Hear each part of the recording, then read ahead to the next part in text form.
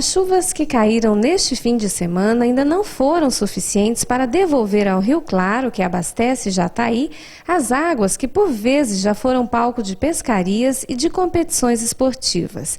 E pelo que se vê, tão cedo não será possível vê-lo cheio novamente. Em épocas de cheia, as águas do Rio Claro encobrem toda essa parte escura dos pilares de sustentação da ponte, cerca de 2 metros mais do que o nível atual. De acordo com o professor Cabral, da Universidade Federal de Goiás, a seca pode estar sendo causada por vários fatores. Um deles é a pequena quantidade de chuvas que vem caindo sobre a cidade. Nós já estamos na estação chuvosa na nossa região, que seria a partir de outubro até maio, mais ou menos do próximo ano, né? Então já deveria ter chovido aí em todo outubro, 150 a quase 200 milímetros. A gente não deve ter isso ainda, se a gente somar todos os dias do mês, não deve ter chegado ainda nem a 80 milímetros de chuva. A retirada de água para irrigação também pode estar contribuindo com a seca.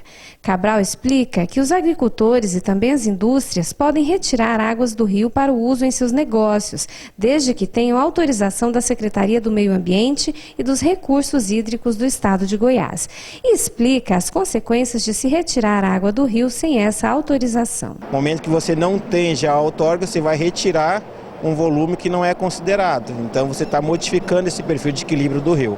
A retirada da vegetação nas matas ciliares também é responsável pelos problemas vividos pelo Rio Claro. Um dos grandes fatores seria então a taxa de infiltração de água no solo e o processo de assoreamento, que quando você vem assorear o rio, a tendência dele é diminuir também seu volume em profundidade. Então isso também altera todo o ciclo hidrológico. E ainda a construção de empreendimentos hidráulicos na bacia do rio podem causar sérios danos ao seu volume de água. No momento que a nossa região sofre com vários empreendimentos hidráulicos, a gente está fazendo o quê? Armazenando água dentro, de um reservatório.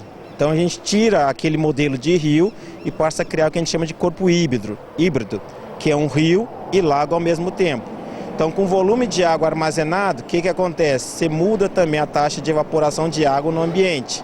Quando você muda a taxa de evaporação de água no ambiente, você vai mudar todo o ciclo hidrológico. Então, o microclima passa a atuar de forma diferente. Então, a tendência é que ocorra chuvas mais intensas em períodos mais curtos. Então, se chovia 200 milímetros em 30 dias, a tendência é que vai chover 200 milímetros em 10 dias, 5 dias. Vai ser mais intenso, vai lavar o solo e vai acabar o quê? Escoando rapidamente, não infiltrando no solo. Na visão do professor, o Rio Claro não tem estrutura para suportar todos estes empreendimentos hidráulicos que já existem e outros 4 que devem ser construídos. Eu acho que é uma coisa a se repensar novamente, porque hoje já são 3 UHS, 2 PCHs e tem previsão de mais 2 UHE e 3 PCH para construir. Então são 10 empreendimentos hidráulicos. O Rio Claro já não existe mais, o Rio Claro, existe um corpo híbrido chamado Claro hoje em dia, né? Isso vai alterar muito o fator de equilíbrio de toda a região, toda a bacia do Rio Claro, que vai acabar causando interferência no Paranaíba, que vai causar interferência no Rio Paraná. Então, 10 empreendimentos é muito para uma bacia hidrográfica como a do Rio Claro, apesar dos estudos de IBH de 2005 falar que existe um potencial, esse potencial tem que ser repensado, porque era uma coisa um rio sem empreendimentos hidráulicos. Agora com 5, 10 empreendimentos hidráulicos, a tendência é mudar muito o clima da região. O estudo citado por Cabral foi feito em 2005. De lá para cá, muita coisa mudou. Um dos fatores que mudou principalmente, se a gente pensar, foi o Código Florestal Brasileiro, que previa a preservação das margens, e hoje essa preservação de margem vai ser menor ainda, né? E outro fator, por exemplo, a expansão das fronteiras agrícolas. Cada ano que passa a gente bate recorde na produção agrícola.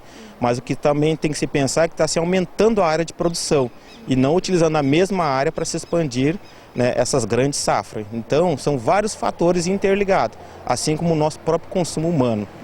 Se a gente pensar energia elétrica, todo mundo reclama que falta energia. Mas é televisão ligada hoje em dia direto na rede elétrica, é chuveiro, e um dos fatores que eu chamo mais a atenção, por exemplo, dos meus alunos, é o celular hoje em dia, iPhone, esses negócios. Antigamente você tinha um celular que a bateria durava 7 dias, hoje você tem um celular moderno, mas que em 12 horas você está recarregando ele. Está fazendo o quê? Estou gastando energia. Se eu estou gastando energia, estou usando o rio para gerar essa energia. O professor diz que para amenizar problemas como esse, é preciso se pensar em novas formas de produzir energia que independam da água, armazenar águas das chuvas, reaproveitar em casa a água da máquina de lavar e usar a água potável de forma mais racional. Quando a gente falar armazenar essa água da chuva, seria, por exemplo, para lavar a calçada, para molhar a própria grama, porque aí eu tenho que pensar nos poluentes que existem na atmosfera nossa. Então, é por isso que a água, quando chega ao rio, a própria empresa que colhe a água desse rio vai tratar ela, porque ela vem com vários poluentes aí que devem ser retirados. Que aí a gente tem a resolução CONAMA, né, que fala quais são os parâmetros que devem ser levados em consideração para a qualidade das águas. De acordo com o professor Cabral, é séria a situação de muitos rios no Brasil atualmente. Sim, o grande exemplo do Brasil hoje seria São Paulo, né, com o Complexo da Cantareira, que demonstrou que quando você não tem um controle ou um planejamento ambiental, quem sofre é a população. Então, por quê? Eu tenho que abastecer a indústria e tenho que abastecer também a minha cidade para a população ter água. O que aconteceu em São Paulo? Uma falta de planejamento, de monitoramento ambiental daquela região, levou agora a esse grande problema da seca.